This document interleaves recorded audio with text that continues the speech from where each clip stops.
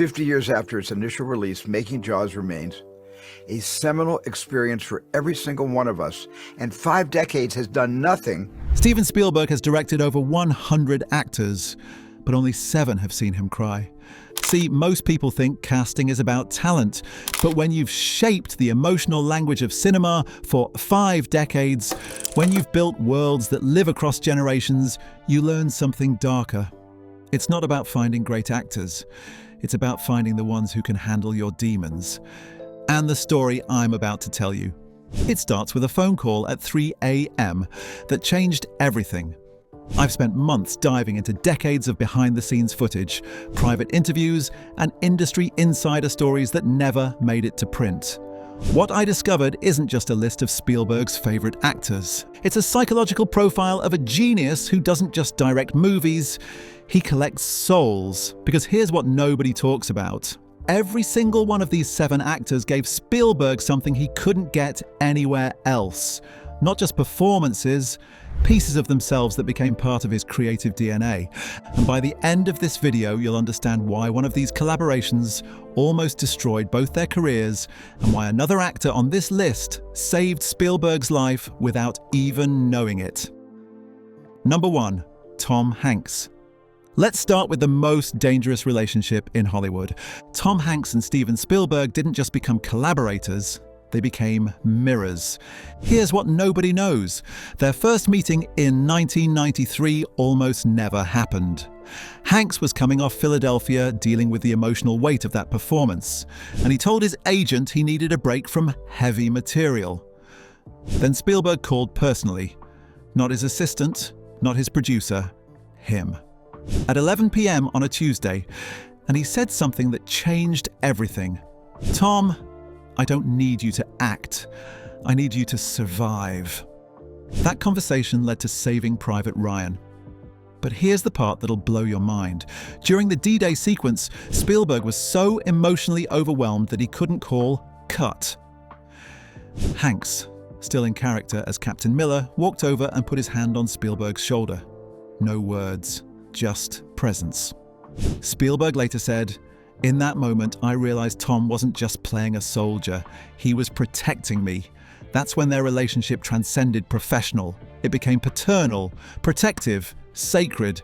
5 films later, Catch Me If You Can, The Terminal, Bridge of Spies, The Post. And Hanks has never once asked to read a script before saying yes, because it's not about the role anymore. It's about trust. When Spielberg calls, Hanks doesn't ask what it is. He asks, "When do you need me?" Number 2, Daniel Day-Lewis. But if Hanks is Spielberg's protector, then this next actor became his ghost. Daniel Day-Lewis didn't just play Abraham Lincoln, he channeled him, and it nearly broke both of them. Here's the story nobody talks about. 3 weeks into filming Lincoln, Spielberg started having dreams where he was directing the actual president, not Day-Lewis, Lincoln himself. He'd wake up confused, disoriented, sometimes calling Day-Lewis Mr. President in his sleep. Day-Lewis, meanwhile, was so deep in character that he refused to break it between takes. For 4 months, he spoke only as Lincoln. His wife later revealed he would come home and discuss 1860s politics at dinner, not as research, as memory. There's a scene where Lincoln talks about his recurring nightmares. During that take, Day-Lewis began describing dreams that weren't in the script. Dreams about battlefields, about dead soldiers calling his name. Spielberg kept the cameras rolling, but later admitted it was the most terrifying moment of his career. "I realized I wasn't directing an actor anymore," Spielberg confessed years later. "I was witnessing a séance." Day-Lewis won the Oscar, but he and Spielberg have never worked together since. Not because of conflict, because some doors once opened can never be closed again.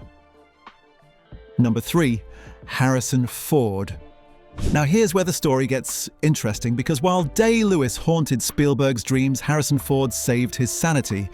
Most people know Ford as Indiana Jones, but to Spielberg he was something more valuable, an anchor to reality. During the filming of Raiders of the Lost Ark, Spielberg was dealing with the aftermath of 1941, his first major flop. He was second-guessing everything, paralyzed by perfectionism. The crew was getting restless, the budget was bleeding, and Spielberg was having panic attacks between takes. Then came the famous Cairo marketplace scene. Ford was supposed to have an elaborate sword fight, but he was sick with dysentery.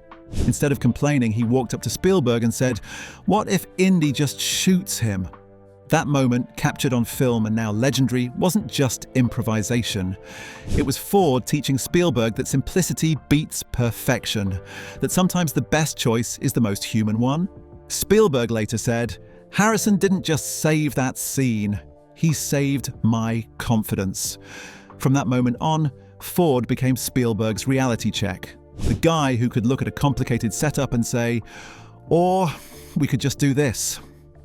4 Indiana Jones films later, and Ford still serves that role, not just as an actor, but as Spielberg's compass back to what matters: the story, the truth, the human moment. Number 4, Leonardo DiCaprio. But if Ford grounds Spielberg, then Leonardo DiCaprio dissects him.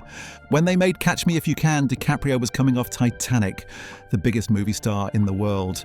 But Spielberg saw something nobody else did, a surgical intelligence that could cut through any character.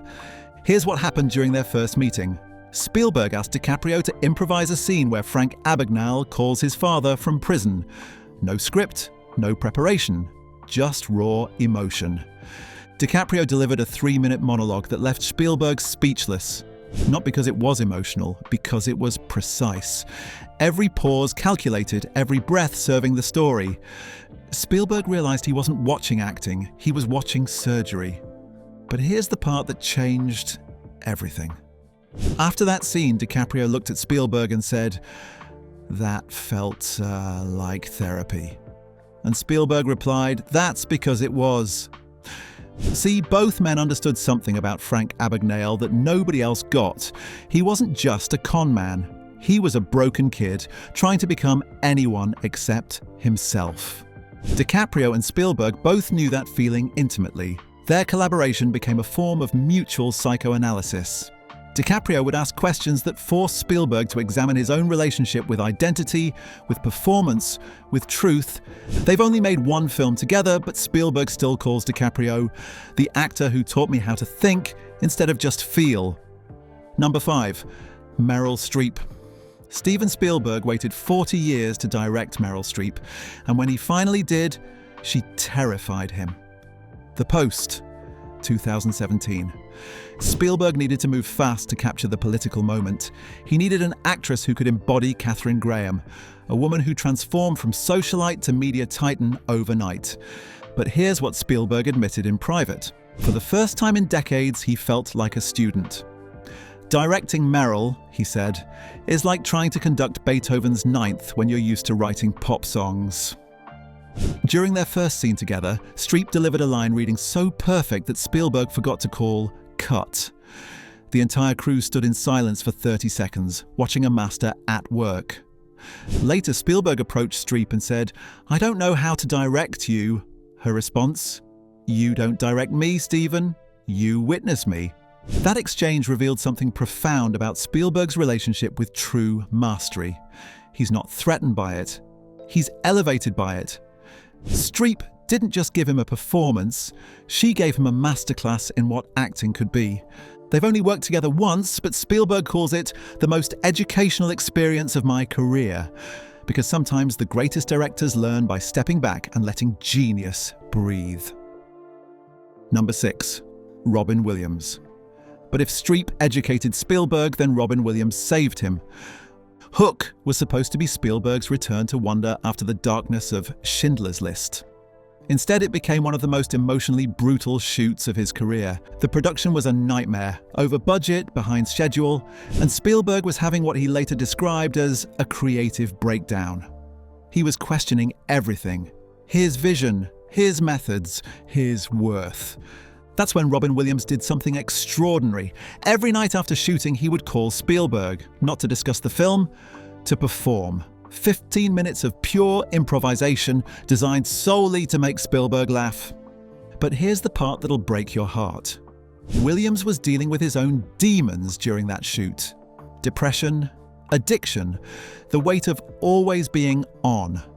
Yet he chose to use his pain to heal someone else. There's a scene in Hook where Peter Pan remembers how to fly. During that take, Williams looked directly at Spielberg and said, "You just have to believe, Steven. It wasn't in the script. It was a message." Their friendship lasted until Williams' death in 2014. Spielberg spoke at his funeral and said something that revealed everything. Robin didn't just play Peter Pan. He was Peter Pan. He reminded me that the boy who fell in love with movies was still alive inside the man who made them. Williams taught Spielberg that healing others can heal yourself, that sometimes the greatest performance is the one that happens off camera. Number 7, Liam Neeson. But there's one more actor, one whose relationship with Spielberg transcends film and enters the realm of prophecy. Liam Neeson in Schindler's List wasn't just casting, it was destiny. Here's what nobody knows. Neeson wasn't Spielberg's first choice, or his second, or his third. The studio wanted a name. Spielberg wanted truth. During their first meeting, Spielberg asked Neeson to do something unusual. "Tell me about evil. Not perform it, explain it." Neeson spoke for 20 minutes about the nature of moral compromise, about how good people become complicit in horror. Spielberg later said, "In that moment, I realized Liam wasn't auditioning to play Schindler. He was Schindler, a man grappling with his own capacity for both good and evil." During filming, something extraordinary happened. Neeson began receiving letters from Holocaust survivors who had worked in Schindler's factory. They said watching him work felt like resurrection, as if their savior had returned. But that weight nearly destroyed Neeson. He later revealed that playing Schindler gave him nightmares for years, dreams where he was actually responsible for those lives, where failure meant death. Spielberg and Neeson have never worked together since Schindler's List. Not because they don't want to, because they can't. Some collaborations are so profound, so spiritually exhausting that they can only happen once. Neeson didn't just give Spielberg a performance, he gave him absolution. The knowledge that cinema could be more than entertainment, it could be testimony. So what's the pattern? What do these 7 actors have in common that makes Spielberg trust them with his soul? They're all truth-tellers, not just in their performances, but in their presence. They don't perform for Spielberg, they reveal themselves to him. They're all healers. Each one gave Spielberg something he needed. Hanks gave him protection, Day-Lewis gave him transcendence, Ford gave him grounding, DiCaprio gave him precision, Streep gave him education, Williams gave him joy, Neeson gave him purpose. But here's the deepest truth, they're all mirrors. In their eyes, Spielberg sees different versions of himself. The protector, the ghost, the anchor, the surgeon, the master, the healer, the prophet. This isn't just about acting, it's about psychology. Spielberg doesn't cast actors. He casts archetypes of his own psyche. Each one represents a different aspect of his creative soul. And that's why these 7 will always be special. They didn't just work with Spielberg, they became him, and he became them. So there you have it, the 7 actors who hold pieces of Steven Spielberg's soul. Not just performers, but psychological partners in the deepest sense. Hanks protects him. Day-Lewis haunts him, Ford grounds him, DiCaprio dissects him, Streep educates him, Williams heals him, and Neeson absolves him. Together, they form a complete portrait of what it means to be human. Because that's what Spielberg's greatest films are really about. Not aliens or dinosaurs or wars, but the human condition in all its complexity. And if you're obsessed with the untold stories behind Hollywood's greatest legends, hit that subscribe button. Because at Film Lore, we don't just tell stories, we dissect the chaos behind the magic.